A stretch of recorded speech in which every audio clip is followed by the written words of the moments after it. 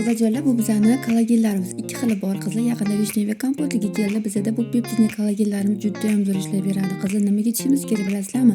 Soch to'kilishi muammosini hal qilish uchun, terini go'zalligini tiklash uchun, suyaklarni erta mo'rtlashini oldini olish uchun va muskullarni elastikligini tiklash uchun ichilinadi. Bu yoshartiruvchi kollagen hisoblanadi. Tirnoqlaringiz sinuvchanligi bilan kurashib beradi qizlar. Kollagen formula bu go'zallik va sog'liq uchun juda ham zarur bo'lgan elementlardan tarkib topgan. Kollagen bu tabiiy oqsil hisoblanadi. Organizmning 90% tashkil qiladi.